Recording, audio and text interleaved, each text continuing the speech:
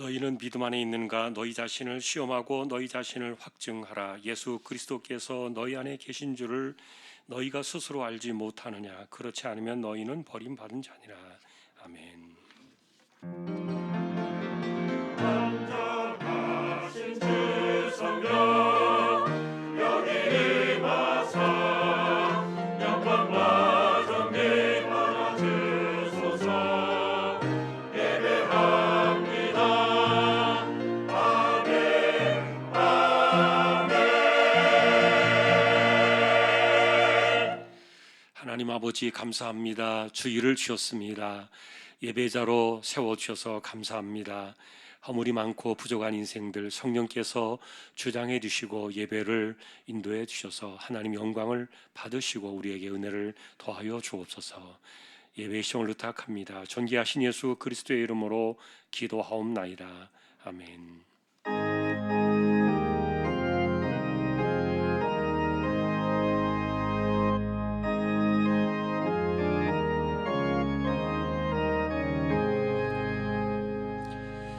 만복의 근원 하나님 온 백성 찬송 드리고 저 천사여 찬송하세.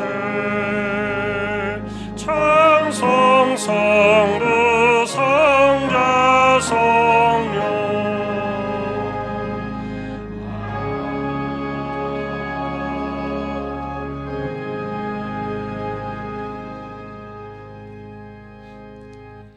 전능하사 천지를 만드신 하나님 아버지를 내가 믿사오며 그 외아들 우리 주 예수 그리스도를 믿사오니 이는 성령으로 잉태하사 동정녀 마리아에게 나시고 본디오 빌라도에게 고난을 받으사 십자가에 못 박혀 죽으시고 장사한 지 사흘 만에 죽은 자 가운데서 다시 살아나시며 하늘에 오르사 전능하신 하나님 우편에 앉아 계시다가 저리로서 산자와 죽은 자를 심판하러 오시리라. 성령을 믿사오며 거룩한 공회와 성도가 서로 교통하는 것과 죄를 사하여 주시는 것과 몸이 다시 사는 것과 영원히 사는 것을 믿사옵나이다. 아멘. 여호와께서 내 음성과 내 간구를 들으심으로 내가 그를 사랑하는도다. 사망의 줄이 나를 두르고 수월의 고통이 내게 이름으로 내가 환난과 슬픔을 만났을 때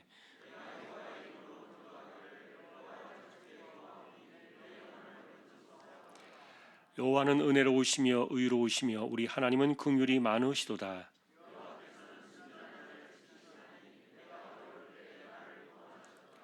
내 영혼아 네 평안함으로 돌아갈지어다. 여호와께서 너를 후대하심이로다.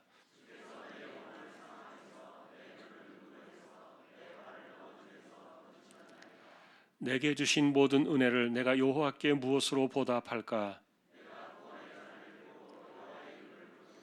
여호와의 모든 백성 앞에서 나는 나의 소원을 여호와께 갚으리로다.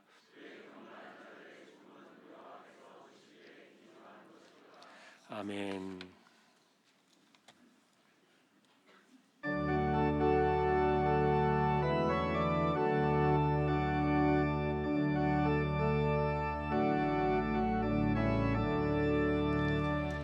내 모든 소원 기도의 제목 예수님 닮기 원함이라. 예수님 형상 나 있기 위해 세상에 보았기 전에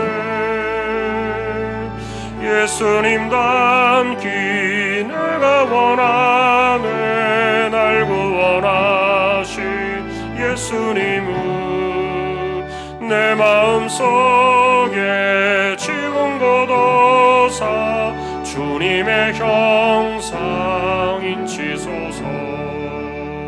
무한한 사랑 풍성한 긍휼 슬픈 자 위로 하시는 주. 길 잃은 죄인 부르는 예수 그 영상 담게 하옵소서. 예수님 닮기 내가 원하네. 날 구원하신 예수님은 내 마음속에 지금 굳어사 주님의 형상 인치소서. 겸손한 예수 거룩한 주님 원수의 멸시 참으시사 우리를 위해 고난을 받은 구주를 담게 하옵소서. 예수님 닮기 내가 원하네.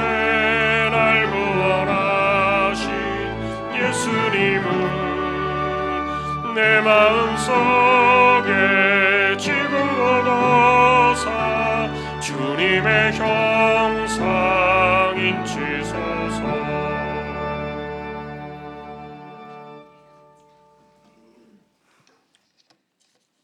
길이요 진리요 생명이 되시는 하나님 아버지, 늘 우리를 지키시고 인도하시며 친히 자녀 삼으시고 백성으로 살게 하시니 감사합니다. 한 주간도 세상 속에서 살다가 예배 가운데 부르시고 인도하셨사오니 이 시간 우리의 마음을 정결케 하사 아버지의 이름을 거룩히 높여드리는 예배의 시간이 되기를 원합니다. 2022년 한 해를 열심히 살았다고 뒤돌아보지만 너무나 부끄럽기 그지없습니다. 세상적인 욕심과 교만, 의심과 많은 악으로부터 뿌리치지 못하고 타협하며 내가 잘난 양 살아왔음을 고백하오니 주님 용서하여 주시옵소서. 올해 표어처럼 믿음 안에 살았는가 다시 한번 생각하고 확증하는 한 해가 되었으면 좋겠습니다. 또한 우리 주위에 생명의 말씀을 전하며 살게 하시고 공의와 정의를 외치며 진리와 함께 기뻐하고 선과 의를 행하며 살아가는 참된 그리스도인으로서의 삶을 살게 하옵소서. 강함보다는 정직함을 택하게 하시고 세상의 위안보다는 하나님께 인정받는 자들로 살게 하여 주시옵소서.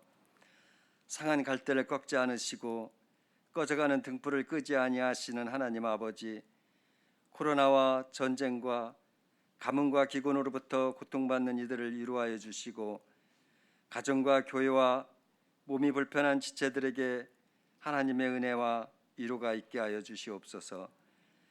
이 나라와 이 민족을 긍휼히 여겨주시고 대통령과 위정자들에게 지혜가 있게 하시며 하나님이 살아계심과 적대시하는 일이 없게 하여 주시길 간절히 원합니다.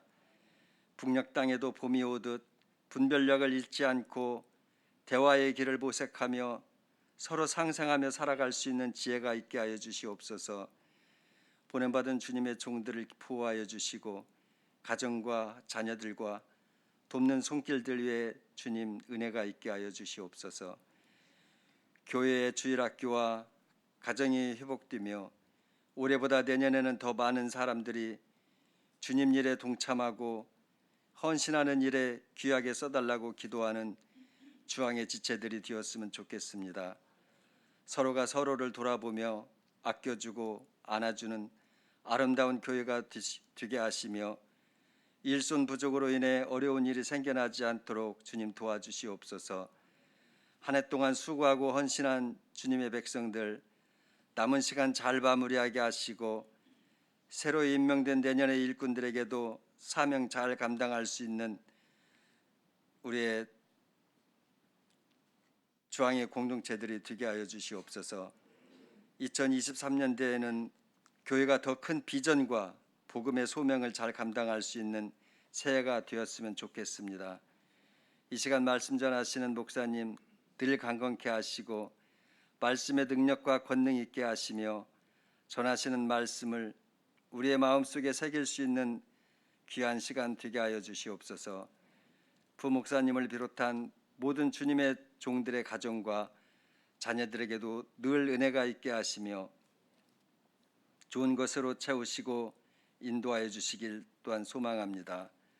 입을 열어 찬양 드리는 할렐루야 찬양 대원들과 악기로 영광 올려드리는 오케스트라 대원들에게도 주님의 사랑하심과 축복 있게 하시며 몸이 연약한 지체들과 어르신들 늘 강건케 하시고 보호하시며 인도하여 주실 줄 믿사오며 우리를 죄악에서 건지시고 영원한 생명으로 인도하시는 우리 주 예수님 이름으로 기도드립니다.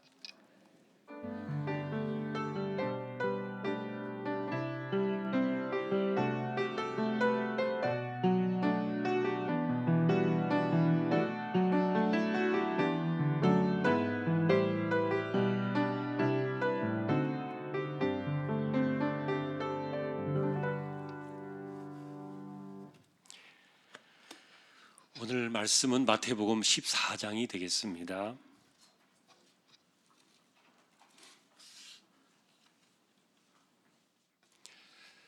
14장 22절에서 33절 한 절씩 교독하겠습니다. 예수께서 즉시 제자들을 재촉하사 자기가 무리를 보내는 동안에 배를 타고 앞서 건너편으로 가게 하시고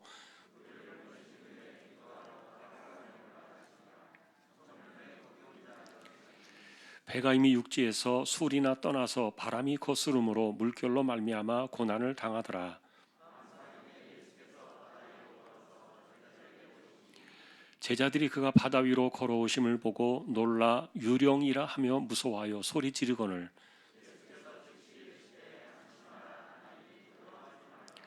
베드로가 대답하여 이르되 주여 만일 주님이시거든 나를 명하사 물 위로 오라 하소서 하니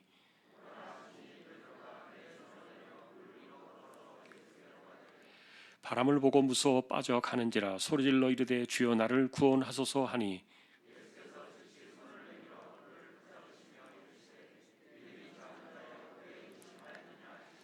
배에 함께 오름에 바람이 그치는지라.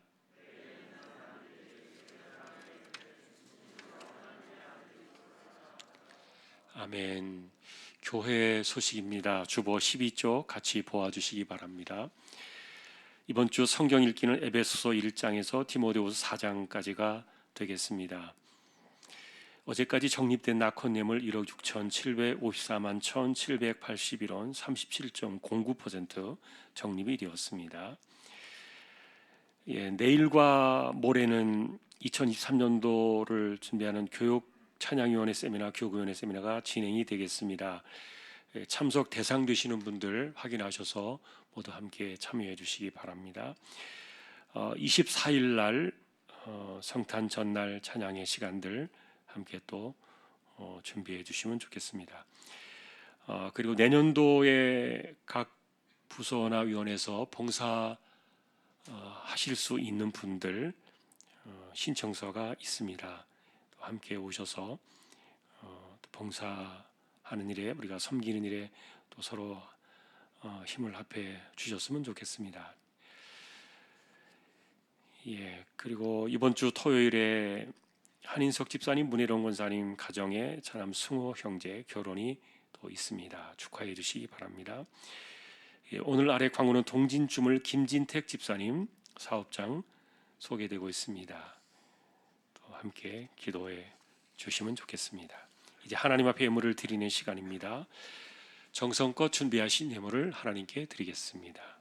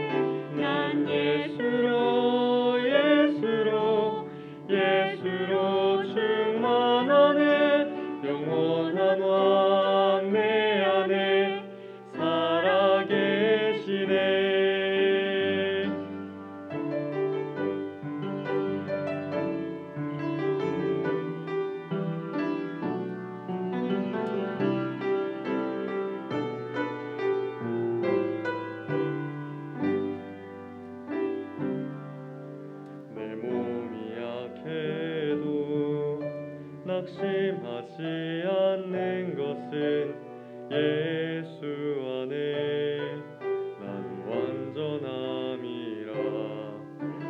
화려한 세상 부럽지 않은 것은 난 예수로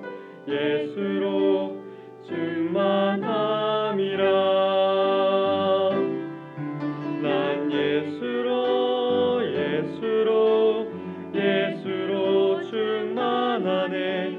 세상 모든 것들도 부럽지 않네. 난 예수로 충만하네. 영원한 왕 내 안에 살아계시네. 난 예수로 충만하네. 세상 모든 풍파도 두렵지 않네. 난 예수로 충만하네. 영원한 왕 내 안에 살아계시네. 영원한 왕 내 안에 살아계시네.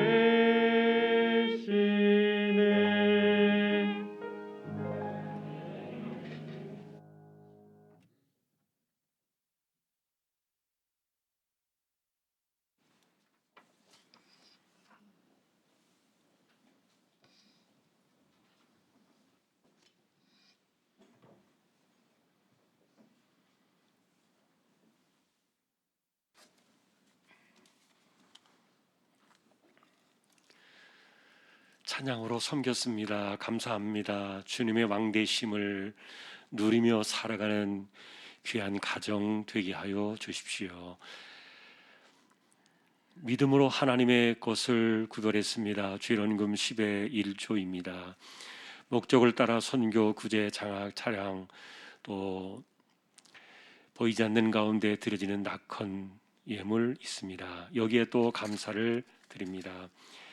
가족 예배 드리게 하심에 감사합니다. 한 주간도 함께 주신 은혜에 감사드립니다. 범사에 감사합니다. 주님 은혜 가운데 이사를 순조롭게 잘하게 하심을 감사드립니다. 할렐루야. 범사에 감사하며 감사 넘치는 귀한 간증으로 인도해 주시고 말씀 안에 바로 살며 자녀들이 만복의 축복을 누리고 기업이 번창하여 앞길에 시온 의대로 활짝을 열리도록 역사하여 주십시오. 신방 예배 드림을 감사합니다. 작은 아들의 특진을 감사합니다. 선한 영향力끼치게 하시고 하나님의 영광을 받으시옵소서. 지난 한 주간의 삶 속에서 우리 주님을 보게 하시니 감사합니다. 항상 기뻐하라, 쉬지 말고 기도하라, 범사에 감사하라. 하나님 항상 감사합니다. 하나님 아버지 올 한 해도 은혜로 함께 하시고 건강하게 지켜주셔서 감사합니다. 하나님 아버지 딸 가정을 새가정 신방 예배로 택하여 주셔서 감사드립니다. 날마다 성령께서 임재하시는 축복받는 가정으로 인도하시고 사나 죽으나 주님께 충성하게 하옵소서. 가정 신방 예배를 감사합니다. 주시는 말씀대로 살아가는 삶을 살아가는 가정으로 인도하옵소서. 모든 귀에 가는 일들이 하나님 때 이루어질 줄 믿고 감사합니다. 한 해 동안 가족들 건강 평안에 감사하며 자신을 돌아보게 하시고 하나님 사랑을 더 깊이 경험하여 감사드립니다. 주님 사랑합니다. 믿음 안에 있는가 자신을 시험하고 확증하는 삶을 살아가게 하옵소서. 신방 감사합니다. 하나님의 은혜에 감사를 드립니다. 삶 가운데 늘 건강 주시며 지혜롭고 복된 자녀들로 자라게 하옵소서. 가족 건강들 지키시고 복된 길로 인도하옵소서. 가족 예배 드리게 하시니 감사합니다.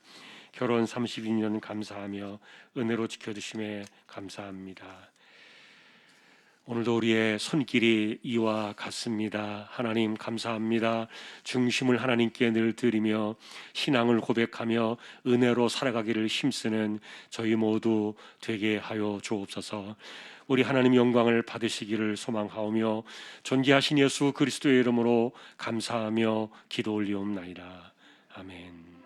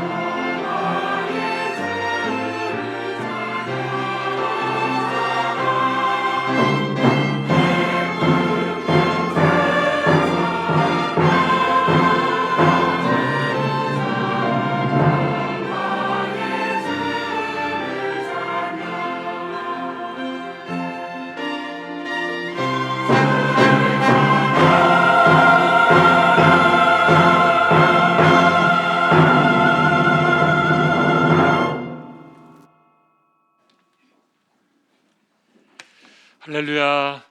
하나님 감사합니다. 찬양으로 섬겼습니다. 귀한 종들을 통하여 영광을 받으시니 감사합니다. 말씀 앞에 이제 서려고 합니다. 부족한 종과 저희 모두에게 성령께서 말씀으로 충만하게 임재하여 주십시오. 존귀하신 예수님의 이름으로 기도합니다. 아멘. 평안하셨습니까? 오늘도 말씀 앞에 서게 된 저와 여러분들에게 주님의 평강이 함께 하시기를 예수님의 이름으로 축복합니다. 오늘은 십자가와 부활로 우리 안에 들어와 계신 하나님의 나라를 좀 우리가 확인해 보려고 합니다. 그래서 오늘 역사의 이야기를 조금 살펴보려고 하는데, 여러분 펠라기우스라는 이름을 혹시 들어보셨습니까? 이분은 행위로 우리가 구원을 얻을 수 있다고 주장을 해서 AD 418년에 이단으로 정죄된 사람입니다. 그가 주장한 내용의 특징은 뼈대가 이런 거예요. 아담에게서 우리가 원죄를 물려받지 않았습니까? 전가된 죄입니다. 그런데 이 펠라기우스는 원죄를 부정했습니다. 우리에게는 아담의 전가된 죄가 없다. 그래서 이단으로 정죄가 되었는데, 그런데 여러분 실제로 아담의 전가된 죄 때문에 우리에게 죽음이 왔잖아요. 또 하나는 인간은 얼마든지 우리에게 남겨진 이 자유의지를 가지고 죄를 짓지 않고 구원을 얻을 수 있다. 그런 능력이 있다. 이렇게 주장을 해서 하나님의 특별하신 은혜도, 그리고 그리스도가 십자가에 주신 십자가의 속량도 반드시 우리 구원에 꼭 필요한 것은 아니다. 이렇게 행위 구원의 주장을 해서 출교를 당한 인물이에요. 그런데 펠라기우스와 같은 시대에 살던 진리를 지켜낸 또 한 분이 계세요. 우리가 보통 어거스틴 이렇게 부르는 아우구스티누스인데, 여러분이 이분의 이름은 많이 들어보셨을 거예요.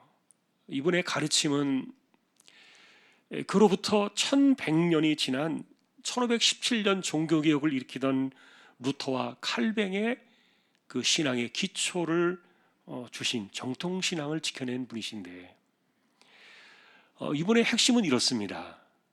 우리의 구원은 하나님의 절대 주권 속에 있다. 그리고 하나님의 절대 은혜가 아니고는 우리에게 구원은 불가하다.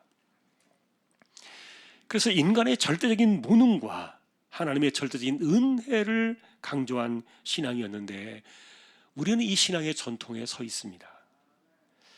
자, 그런데 그로부터 111년이 지난 AD 529년에 오렌지 교회 회의가 열리게 되는데, 거기에서 가톨릭 교회는 이 어거스틴의 전적인 은혜를 거부하고 이단으로 정죄가 되었던 이 펠라기우스의 주장을 절반 정도 받아들이는 이른바 반펠라기우스 이론을 채택하게 됩니다.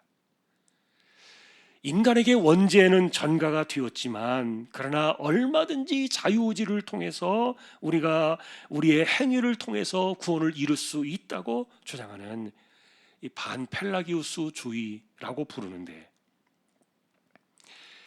자, 지금까지 이것이 사실은 가톨릭 교회의 구원을 이루는 기초 사상이에요.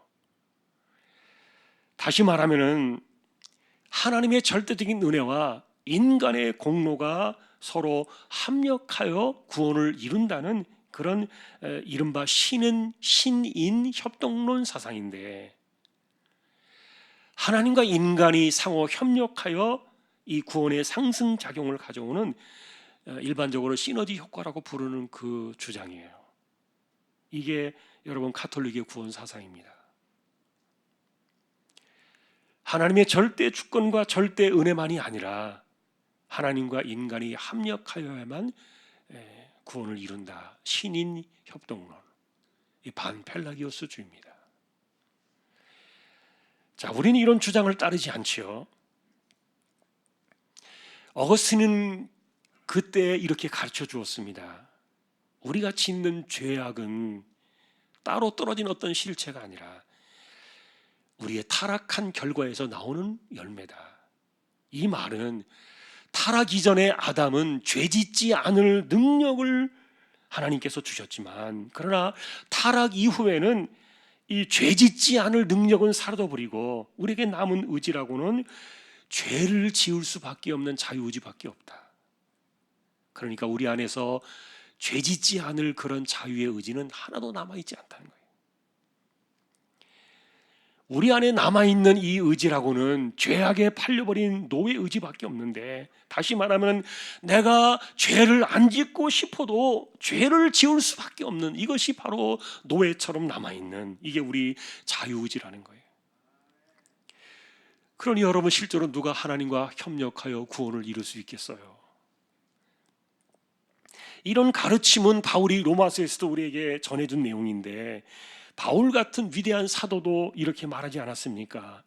내가 아무리 선한 일을 하려고 해도 결국은 내가 죄 아래 팔려가는 나 자신을 보면서 너무 자신이 한탄스러웠던 거예요. 그래서 오라 나는 곤고한 사람이로다. 이 사망의 몸에서 누가 나를 건져내리라. 자, 여러분, 오늘 이런 이야기들을, 역사 이야기를 돌아보는 것은 왜 사람들이 구원이 은혜, 전적인 은혜냐 아니면 인간의 행위가 필요하냐, 이런 논쟁을 했을까에 대한 그 이유를 말하기 위해서인데, 이 당시에는 여러분 1000년 동안의 거대한 제국을 이뤄왔던 로마라는 나라가 AD 395년에 동쪽과 서쪽으로 두 개로 쪼개어집니다.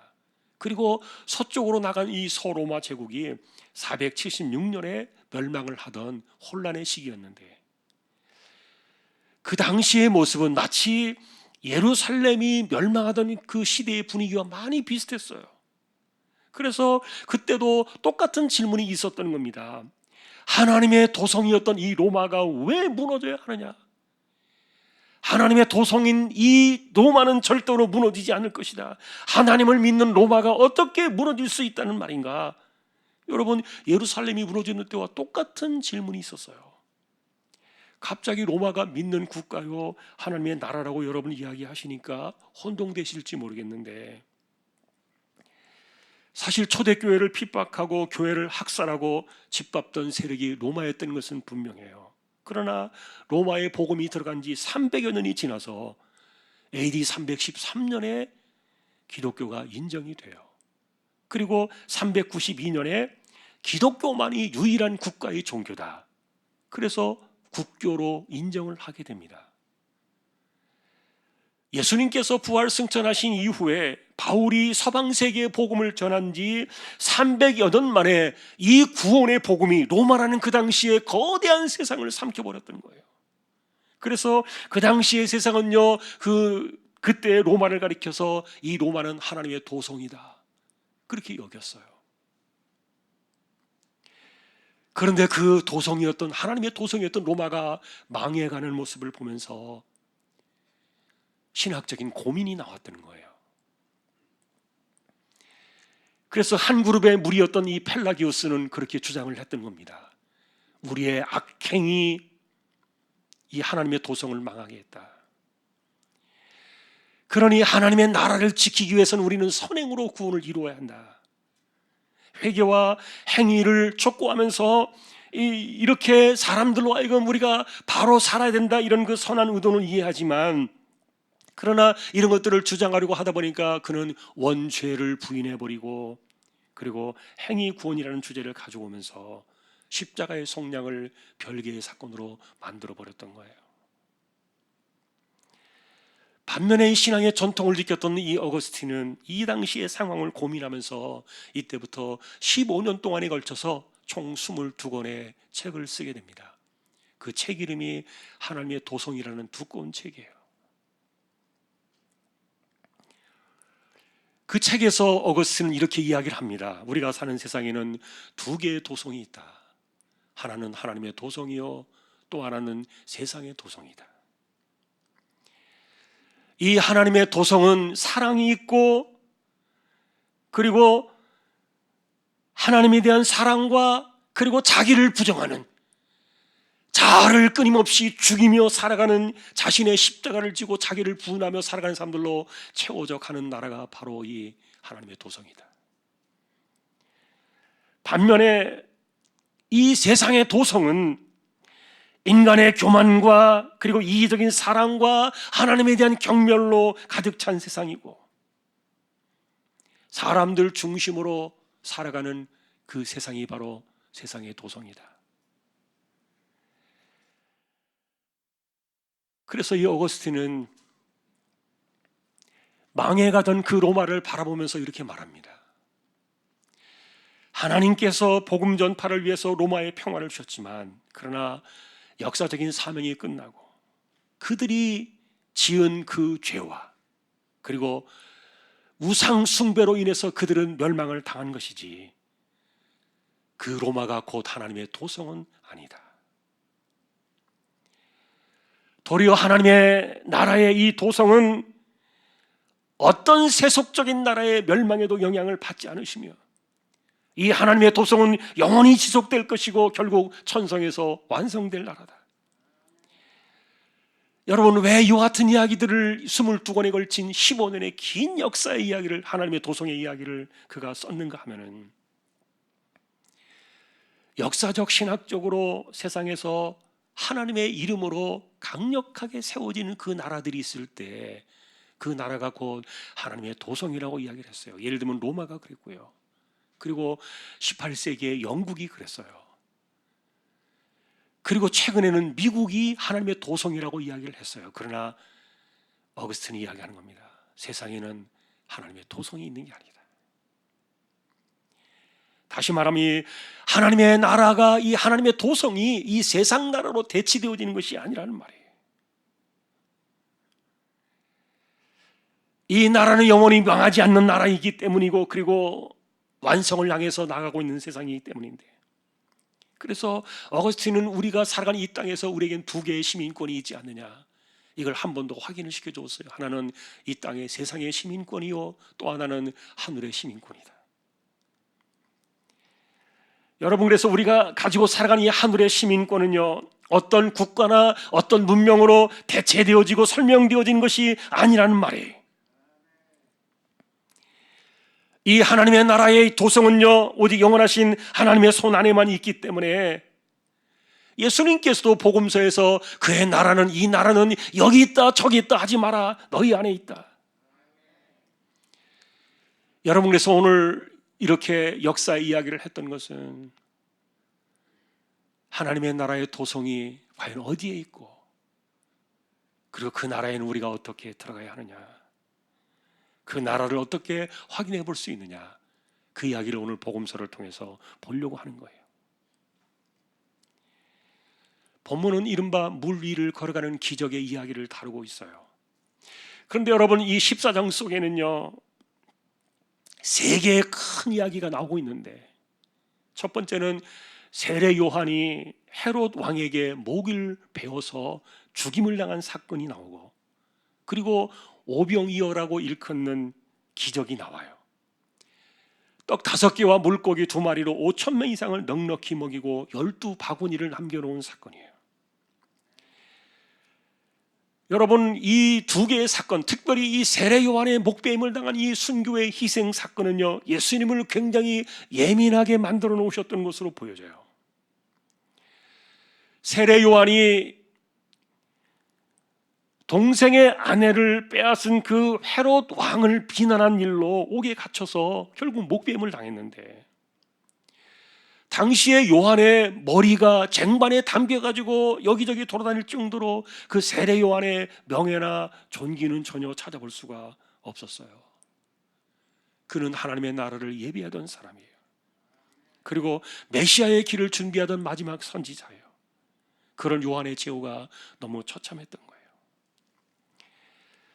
이 소식이 예수님께도 전해졌는데, 예수님은 거기에 대해서 가타부타 아무 말씀도 하지 않으시고 배를 타고 따로 다른 빈들로 가셔서 거기에서 모여든 무리들에게 말씀을 전해주시고 허기진 그들의 배를 오병이어로 채워주시는 것인데, 이 세례 요한의 사건으로 인해서 주님은 두 개의 사건을 제시하면서 우리에게 하나님의 나라를 보여주셨어요. 이 땅에 임해 있는 하나님의 도성이 뭔가? 사실 여러분, 하나님의 나라가 정말 없어서 세례 요한이 가야만 하는 그 천국이 없었다면 이분의 죽음은 하나님의 권세나 영광을 가렸을 거예요. 그러나 세상 나라에서 요한은 하나님을 경배하고 이기적인 욕심으로 행하는 사람들에게 순교의 희생을 당했지만 이분은 이미 메시아의 나라를 예비했던 사람이에요. 더구나 예수님은 여자가 낳은 자 중에 가장 큰 자다. 이런 요한의 순교가 비록 천국에서 영광을 누린다 할지라도 어쨌든 세상에서는 슬픈 일이 되고 말았기 때문에 이런 슬픈 이야기를 듣고 있는 이 마태복음 그 당시에 수많은 성도들에게 예수님께서는 두 개의 사건을 통해서 세상 나라의 슬픔을 극복하는 하나님 나라의 관점과 하나님 나라의 모습을 보여주셨다는 거예요. 그 첫 번째가 오병이어요. 두 번째가 무리를 거르신 사건인데, 여러분 대체로 이 두 개의 사건은요 구약에서 하나님의 임재가 임하실 때 나타나던 광야 시절의 이야기를 떠오르게 해요. 예를 들면 여러분 광야에서 백성들은 만나를 먹지 않았습니까? 그래서 그것은 그들이 살던 세상 속에 두 개의 나라가 들어와 있다는 것들을 보여주고 있었는데, 하나는 광야라는 우리가 살아가는 세상이요, 또 하나는 만나와 함께 임재해 계시던 하나님의 나라가 그 속에 있었던 거예요. 마찬가지로 여러분 이 오병이어의 사건은요, 떡 5개와 물고기 2마리로 5,000명 이상을 먹이는 이런 사건들은 일반적인 상식으로 들어오는 나라가 아니에요. 이것은 세상 속에 들어오시는 하나님의 특별하신 나라의 모습이었던 거예요. 그리고 이 세상 속에 5,000명의 심령 속에 하나님의 나라가 임한 것을 시각적으로 공간적으로 남겨두시고 보여주신 그 증표가 12바구니였던 거예요. 5,000명을 이 오병이어로 먹이신 이 엄청난 이 하나님의 나라의 이 사건은 허공이나 상상이 아니라 실제로 우리가 사는 세상 속으로 들어와 있는 그 세상의 하나님의 나라, 하나님의 도성의 모습이었다. 그 증표가 12바구니입니다.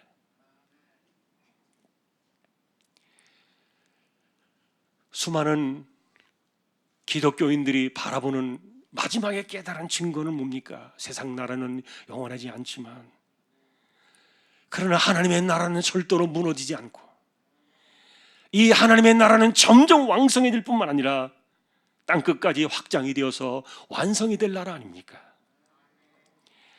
자, 그러나 문제는 여러분, 우리가 그 나라에 어떻게 우리 곁에 와 있는 우리의 시간과 공간 속에 들어와 있는 주님께서 들어와 계신, 그리고 성령으로 우리와 함께 하시는 이 하나님의 나라의 이 도성의 이 사건을 우리는 어떻게 누릴 수 있겠는가? 주님께서 주님의 나라를 보여주신 이 세례 요한의 죽음의 슬픔을 뛰어넘는 첫 번째 사건이 오병이어요. 그것이 12바구니가 증표다, 그렇게 말씀을 드렸는데, 그러니 우리가 바라보는 세상은 순교를 당한 그 요한의 슬픔 속에 젖어 있는 이 세상 속에서 12바구니를 만들어내시고, 그리고 또 하나의 징표로 찾아오시니 무리를 걸어오시니 사건 속에서 우리에게 하나님의 나라를 바라봐라. 하나님이 통치하시고 주님이 왕으로 통치하시는 그 나라가 이 세상 속에 어떻게 들어오는가를 주목하라. 이것이 오늘 이야기의 배경이에요. 아까 말씀드렸던 것처럼 세례 요한의 죽음 때문에 마음이 심란해지고 예민하셨던 예수님께서 오병이어가 끝나고 혼자 기도하러 따로 산에 올라가셨는데, 근데 이렇게 혼자 기도하러 산으로 올라가시면서 제자들을 먼저 배에 태워서 너희가 먼저 이 갈릴리 바다 건너편에 가 있어라. 여러분, 그 당시에 배는요 이렇게 오늘날처럼 엔진이 있는 배가 아니에요. 다 손으로 저어야 되는 배예요. 그런데 문제는 제자들이 이렇게 배를 타고 출발한 시간이 저녁 무렵이었는데 도대체 어떻게 된 것인지 밤을 지나서 새벽이 되는 밤 사경이 되는 시간까지도 여전히 호수를 건너지 못한 채 거기에서 고난을 당하고 있었다는 거예요. 도대체 이게 무슨 바람인지, 얼마나 거세고 거칠은 바람이었는지 물결조차 타고 나갈 수 없는, 그래서 밤새도록 호수 안에 갇혀가지고 뱅뱅 이렇게 맴돌고 있었던 그들에게 주님께서 시간과 공간을 헤치면서 호수 위를 걸어서 그들에게로 오셨던 거예요. 그러니 우리는 이 마태가 제시해주고 있는 이 사건 속에서도 우리는 두 개의 확연하게 갈라져 나오는 또 다른 세상들을 보는 거예요. 하나는 수고와 슬픔 가운데 광야에 던져진 백성들처럼 호수 가운데서 수많은 바람과 물결에 쌓여가지고 고통을 당하는 그 세상을, 우리가 사는 세상을 보여주고 있고요. 또 하나는 그런 가운데서도 이 세상 속에 주님의 나라를 가져오시는, 그래서 물 위를 걸어오시는 그 주님의 모습을 통해서 전혀 딴판인, 세상의 상식과는 전혀 상관이 없는 하나님 나라의 권능을 가져오시는 이 주님의 나라를 우리에게 보여주고 계신 거예요. 여러분, 물과 관련되어서 하나님의 권능이 임하는 사건들을 우리는 성경에서 종종 찾아볼 수가 있는데, 예를 들면 모세는 갈라진 홍해 바다를 건넜습니다. 여호수아 역시 요단강 강바닥을 건너서 지나갔고요. 그리고 엘리야 역시 승천할 때 그 권능을 이어받은 엘리사가 자신의 겉옷을 벗어서 요단강을 이리저리 칠 때 물이 갈라지면서 요단강을 건너간 적이 있어요. 그러나 어느 누구도 물 위를 걸어간 적은 없어요. 비록 구약의 하나님의 그 종들이 하나님의 권능이 임하는 방식으로 그 나라의 세상의 맛을 조금은 보았지만, 그러나 지금은 예수님이 계신 그 자체는, 그리고 그 자체가 그분이 곧 하나님의 나라였기 때문에 이분에게 물길은 바닥이 아니라 물 위 그 자체였던 거예요. 그래서 여러분, 제자들은 물 위를 걸어오시는 예수님을 바라보면서 유령이 아닌가 이렇게 무서워서 소리를 지르기도 했지만, 적어도 호수 한복판의 그 물길을 굴복시키시는 그 공간은 주님께서 계신 그 하나님의 나라, 하나님의 도성을 보여줬던 그 자체였던 겁니다. 여러분, 더 중요한 것은 똑같은 시각, 똑같은 장소에서 하나님의 나라를 보고 있었지만 아무도 그 나라에 들어갈 생각을 하지 못하고 있었던 거예요. 그때 베드로가 외쳤던 겁니다.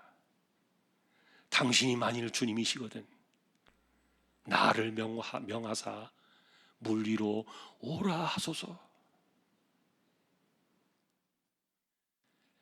베드로가 도대체 무엇을 깨닫고 그런 말들을 한 것입니까? 여러분, 베드로가 주목하고 발견했던 세상은요, 호수 주변에 바람에 휘몰려 있는 그 배 안에 엄청난 고통의 세상이 아니었던 거예요. 도리어 주님의 권능 아래 다스림을 받고 있던 물길 위의 세상을 보고 있었던 거예요. 상식적으로 사람의 몸은 물 위에 서 있을 수가 없습니다. 빠져들어야 정상이죠. 그런데 베드로가 바라보았던 그곳은 물리적인 물길이 다스림을 받으면서 그 주변을 통제하시고 통치하시는 주님의 세상을 보았던 거예요. 그러니 주님, 만일 주님이시거든 나를 명하여 나에게도 물 위로 오라 명해 주십시오. 그래서 여러분, 그가 서 있던, 그들이 있었던 그곳은 그 세상 나라의 호수의 고통 속에 잠겨 있었던 곳이지만, 그러나 그 가운데 주님이 계셨던 그 자리는 어디든 모든 것을 그 발 아래 굴복시키시는 주권자의 공간이었던 것을 베드로는 보았던 거예요. 어떤 사람들은 이 본문을 바라보면서요, 베드로는 정말 용기 있는 사람이다, 베드로의 용기를 이렇게 칭찬하면서 말하기도 합니다. 그러나 여러분, 이것은요, 용기를 보여주는 사건이 아니었던 거예요. 주님을 통해서, 주님 안에서 보여지는 그 하나님의 나라, 하나님의 도성을 믿음으로 보지 않는다면 도저히 말할 수 없는 이야기를 베드로는 하고 있었던 거예요. 그래서 오늘 우리가 본문에서 제목을 잡은 것처럼 만일 주님이시거든, 이 질문 하나는요, 굉장히 많은 우리에게 퀘스천 마크를 던져줘요. 왜냐하면 저와 여러분들도 예수님을 부를 때 주님이라고 부르잖아요. 그런데 과연 우리가 부르는 그 주님을 어떤 주님으로 우리가 부르면서 생각하면서 예수님을 찾느냐는 거예요. 과연 베드로가 그렇게 보았던 것처럼 우리가 사는 이 세상의 시간과 공간 안에서도 이 모든 것들을 통치하시고 다스리시는 권능자의 그 주님으로, 왕이신 그 주님의 모습으로 우리가 그분을 주님이라고 부르고 있는가? 여러분, 이것은 믿음의 차이입니다. 베드로가 만일 주님이시거든 이렇게 외칠 때 그는 분명히 물 위에 계신 주님을 보면서 이야기를 던졌던 거예요. 마치 여러분, 우리가 살아가는 이 물과 이 세상의 상식과 공간을 점령하신 점령군처럼 서 계신 주님의 그 모습이 베드로에게는 통치자요, 왕이요, 주권자 그 자체로 보였던 거예요.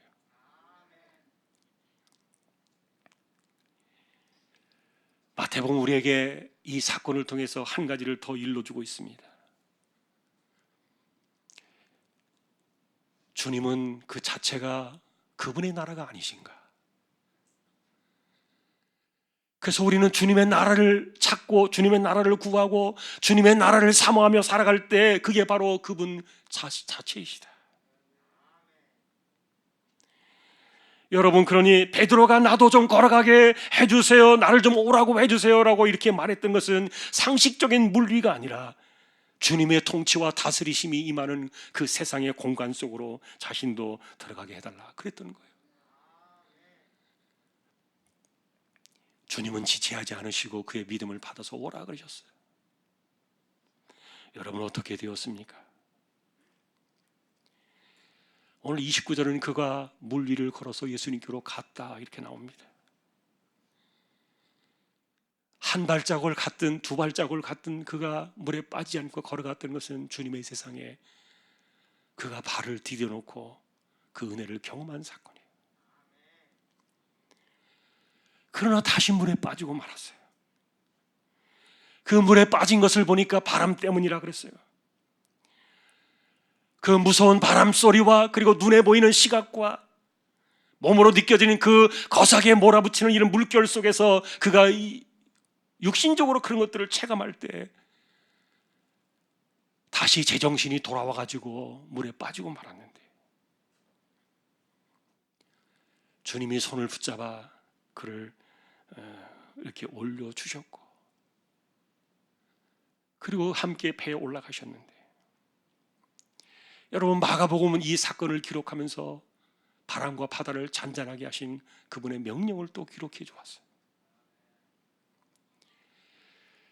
중요한 것은 이 사건 이후에 배에 올라타고 난 이후에 제자들이 예수님을 바라보면서 신에게 드리는 경배의 절을 올렸다는 거예요.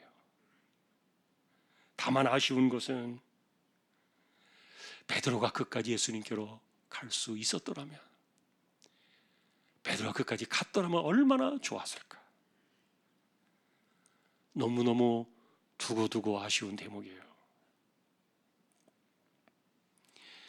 자, 오늘 이 사건의 내용들은 이렇게 우리가 정리해 볼 수 있는 내용들이 전부인데, 여기에서 우리에게 이 본문의 사건은 중대한 울림 두 개를 던져주었어요.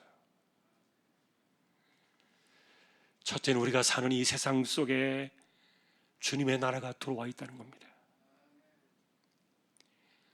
어거스틴도 그러했고 수많은 믿음의 사람들이 그랬습니다.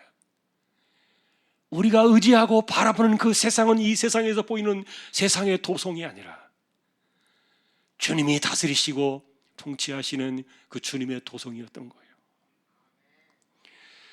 그런데 이런 것들이 여러분, 이 세상 속에 임해 있는 이 하나님의 나라의 도성을 우리가 생각해 볼 때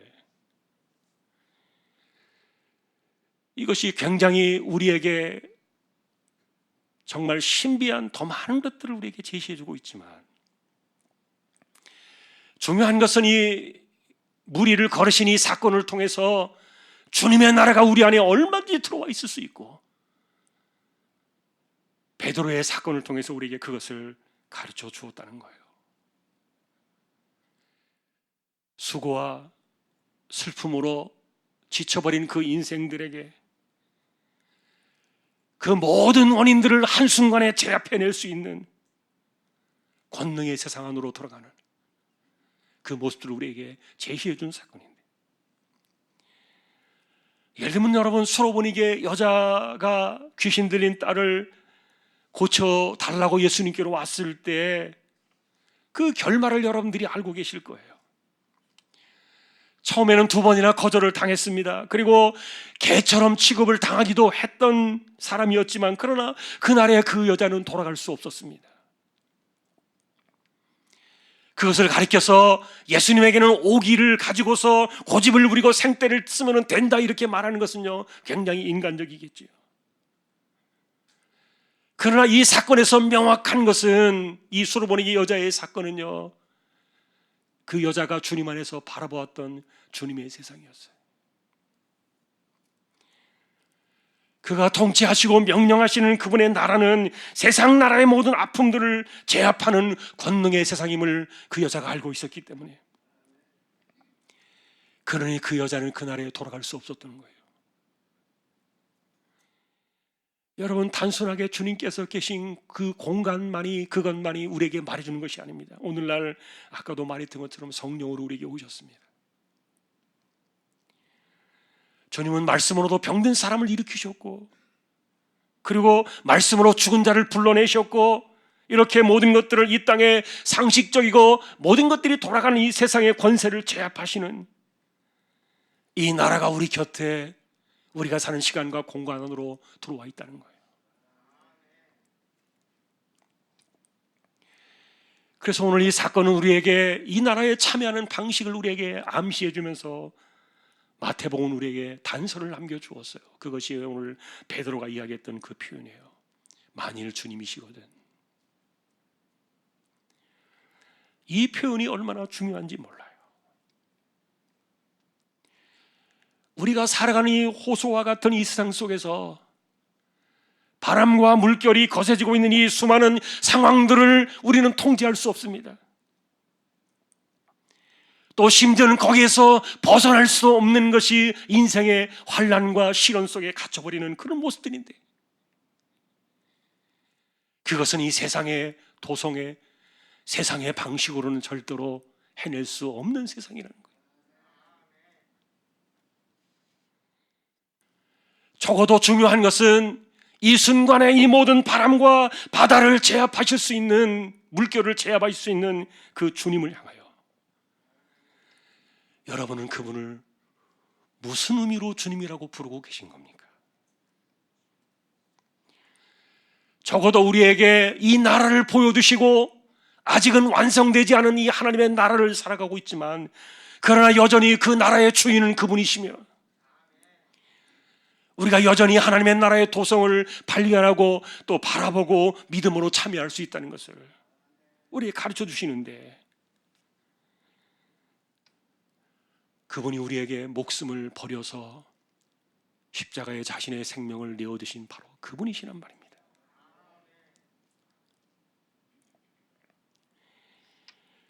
그래서 여러분, 결국 모든 이 구원 사건의 원점은요, 우리가 하나님의 나라에, 그분의 나라에 들어가는 것이 맞는데, 불행하게도 우리는 베드로가 그랬던 것처럼 그 선을 넘어서지 못해요. 들어갔다가 나왔다가 들락날락하는 겁니다. 어떨 때는 정말 미친 듯이 이 주님의 나라에 사로잡혀서 주님의 나라의 그 권능 속으로 우리가 들어갈 때도 있지만, 그러나 이내 우리에게 제정신이 돌아오면 다시 또 물속에 빠져들고 마는 거예요. 도대체 우리는 어디까지 믿어야 하고, 우리는 어디까지 우리는 주님을 신뢰해야 하고, 우리는 그래서 왜 이렇게 베드로가 그랬던 것처럼 이 믿음을 유지하는 일에 계속해서 실패를 반복하는 그런 모습들을 우리는 살아가고 있는가? 그러니 여러분, 이런 것들은요, 이론적으로요, 우리는 상황을 보지 말고 예수님만 바라보자, 이런 구호의 사건이 아니라는 거예요. 아무리 힘들고 어려울지라도 이 바람과 바다를 넘어서 이 모든 것들을 단숨에 제압하시는 그 주님만을 주목하라, 이런 것들은요, 슬로건이 아니라는 말이에요. 우리의 시각적으로, 우리의 피부로, 우리의 눈으로, 우리의 심령으로 요동치는 이 바다 물결과 그리고 우리의 피부를 싣고 지나가는 이 바람을 우리가 의식하지 않고 어떻게 살 수 있을까? 그럼에도 불구하고 우리가 이렇게 물 위를 걸어갈 수 있는 그 은혜는 우리에게는 없는 것인가? 이 부분에 대해서 마태는 우리에게 한 가지 단서를 주셨다고 아까 말씀을 드린 거예요. 베드로의 그 고백입니다. 만일 주님이시거든 나를 명하여 오라 하소서. 실제로 여러분, 지난번 우리가 누가복음에서 보았던 것처럼 사실 우리에게는 겨자씨 하나만한 믿음이 없습니다. 그게 있었으면요 벌써 산을 옮겼을 거예요. 바울 역시 고린도서 13장에서 이야기합니다. 우리에게 믿음이 있었다면 산을 옮겼을 것이다. 그러나 과연 누가 그런 믿음으로 주님을 부르며 그리고 내 속에, 내 삶 속에 주님께서 이렇게 권능으로 찾아오시는 그 주님의 나라의 그 은혜를 우리가 어떻게 경험할 수 있을 것인가? 그러니 내가 뭘 하겠다 그렇게 말하는 것이 아니라 우리가 주님을 정말 믿음으로 부르고 있는가를 주목하는 거예요. 왜냐하면 그분이 오라 하셔야 되기 때문에. 내가 원하기 때문도 아니고 내가 할 수 있다 그런 것도 아니고 주님께서 단지 오라고 말씀하셔야만 되는 것이기 때문에.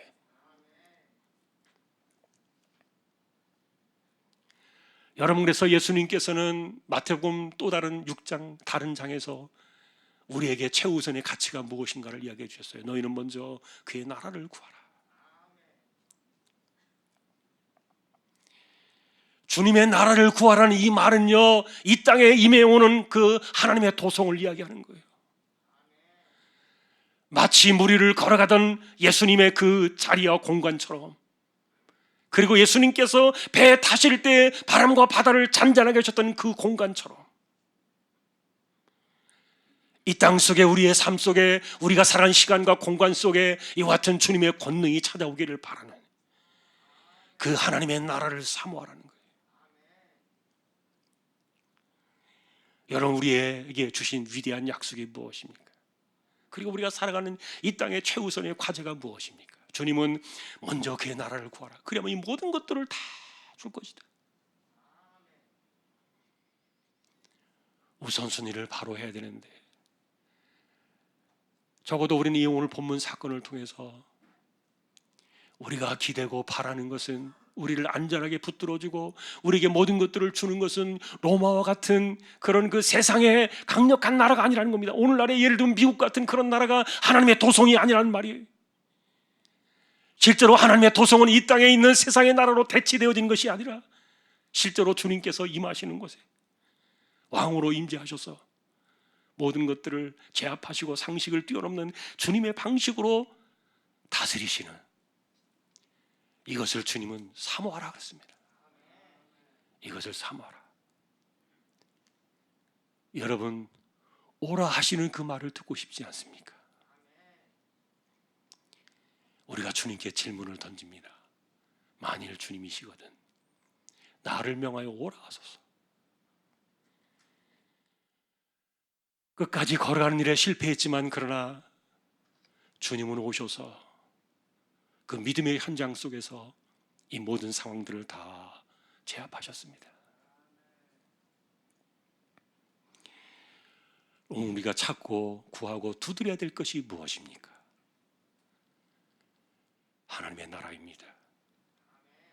하나님의 나라가 우리에게 임하는 것을 간구하는 것보다 최우선은 없는 거예요. 그 나라 안에서 이 땅의 수고와 슬픔을 제압하시는 그 주님의 권능 아래, 그리고 혼란으로 뒤엉켜져 버린 이 땅의 수많은 이런 일들이 주님의 권능으로 그 은혜의 손으로 순식간에 다 제압이 되는, 다스려지는 그 주님의 나라. 우리가 사는 세상에서 그 주님의 나라를 보기를 갈망하면서 그 은혜가 저와 여러분들의 삶 속에 오늘도 베드로가 그랬던 것처럼 비록 짧은 시간이지만 바다 위를 걸어갈 수 있는 그런 은혜의 축복의 시간이 저와 여러분들에도 함께 할 수 있기를 주님의 이름으로 축복합니다. 456장입니다.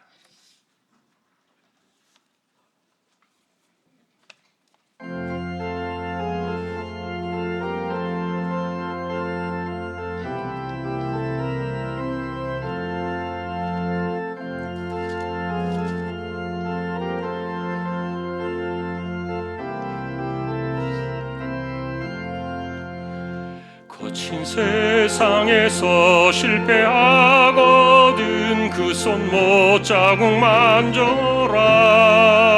고된 일 하다가 힘을 얻으리 그 손 못 자국 만져라. 그 손 못 자국 만져라. 그 손 못 자국 만져라. 주가 널 지키며 인도하시리 그 손 못 자국 만져라.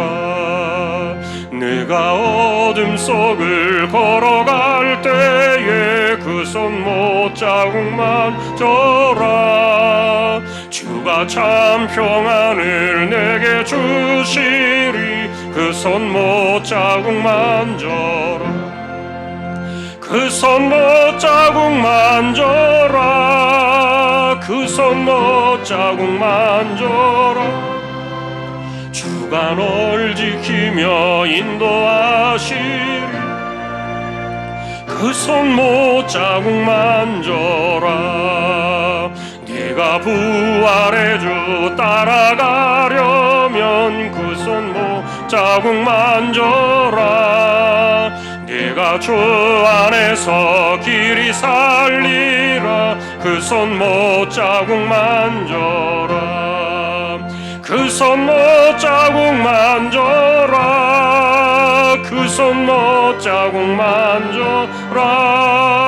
주가 널 지키며 인도하시리 그 손 못 자국 만져라. 너의 죄악의 짐 무거울 때에 그 손 못 자국 만져라. 마음 문 열고서 주를 모셔라. 그 손 못 자국 만져라.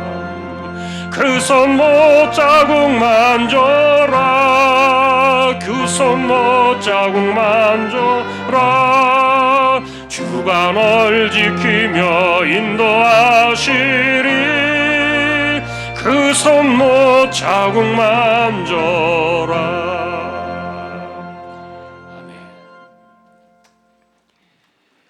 우리에게 영원한 하나님의 나라를 약속하셨지만 그 나라가 이미 성령이 임하는 주님의 백성들 심령 속에서 이 땅의 공간과 시간 속에 하나님의 나라가 있음을 우리가 오늘도 기억하며 그의 나라를 소망하며 살라 하셨던 주님의 말씀을 기억하는 우리 모두 되게 하여 주옵소서. 우리는 상식적인 세상 속에서 무언가를 해보려고 살아가는 것이 아니라 인간적인 방식과 세상의 방식으로 우리에게 삶에 찾아오는 시련과 문제들을 극복하는 것이 아니라 단숨에 이 모든 상황들을 제압하시며 이 땅에 굶주린 수많은 심령들에게 오병이어의 기적을 남기신 것을 증표로 삼기 위하여 12바구니를 남기셨던 것처럼 베드로로 하여금 물 위로 걸어오셨던 그 주님의 세상 안으로 베드로가 들어왔다는 것을 보여주기 위하여 걸어오게 하셨던 것처럼 우리 역시 주님의 나라 안에 들어가는 것을 사모하며 우리의 정신과 우리의 방식과 우리의 세상이 아니라 주님의 방식으로 모든 것들을 단숨에 제압하시며 바람과 바다를 잔잔하게 하시던 그 권능의 손으로 능력의 주님을 우리의 삶에 모셔드리고 우리가 그분의 삶에 참여하여 거룩한 역사를 이루어가는 이 놀라운 믿음의 사건들이 우리의 것이 되게 하여 주옵소서. 언제까지 힘들어하며 우리가 실패를 거듭해야 되겠습니까? 끊임없이 우리의 육신은, 우리의 눈은, 우리의 몸은 이 세상을 바라보며 빠져들 수밖에 없지만 그러나 우리에게 유일한 답은 그리스도 한 분이심을 기억하며 오늘도 주님의 그 명령을 듣기를 사모하며 우리로 하여금 그 나라에 들어오라 오라고 부르시던 명령하시던 그 말씀처럼 우리가 그것을 듣기를 갈망하며 주님 앞에 나아가기를 소망하는 우리 모든 믿음의 식구들 되게 하여 주옵소서. 이재용 집사님, 최태경 청년, 신비한 집사님, 조인성 청년, 김한솔 청년, 백경래 집사님, 조말순 집사님, 이들을 의탁합니다. 병원에 치료받는 분들 있습니다. 암 치료하시는 분들에게 하나님께서 특별한 은혜를 더하여 주옵소서. 연세 많으신 분들 기력을 붙드시고 맑은 정신 총기가 흐려지지 않게 하여 주옵소서. 우리의 삶 자체의 모든 것이 우리는 상식적으로 살아가는 것이 아니라 때로는 이와 같이 베드로처럼 무리를 걷게 해주세요. 이것이 주님의 세상임을 기억하며 그 믿음으로 이 세대를 이겨나가며 승리하기를 소망하는 우리 조항의 식구들 되게 하여 주옵소서. 교회를 지켜두시고 주일학교를 붙드시고 우리 자녀들의 진로를 하나님께서 열어두시며 선교지와 개척된 교회와 세우신 주님의 종을 붙잡아 주시기를 소망합니다. 예배를 마치고 돌아갑니다. 혼란의 세대를 살아가고 있지만 우리에게 답은 주님의 나라이며 그리고 이 모든 것들을 다스리시는 왕이신 주님이심을 기억하며 오늘도 그 신앙으로 이 혼란한 거친 비바람과 이 물결의 세대를 이겨나가며 살아가는 우리 모두 다 되게 하여 주옵소서. 존귀하신 예수 그리스도의 이름으로 감사하며 기도 올리옵나이다. 아멘. 일어나셔서 축도하겠습니다.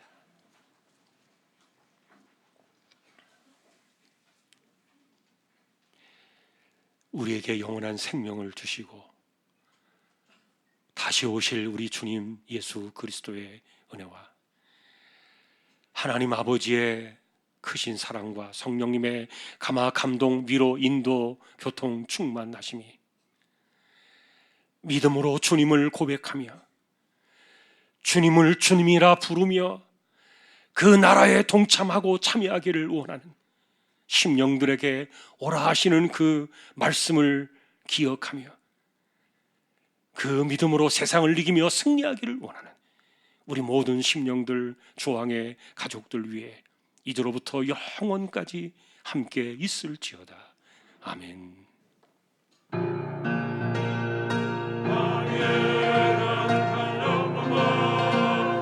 하늘에 충만한 권세가 주님께 예배한 자에게 영원히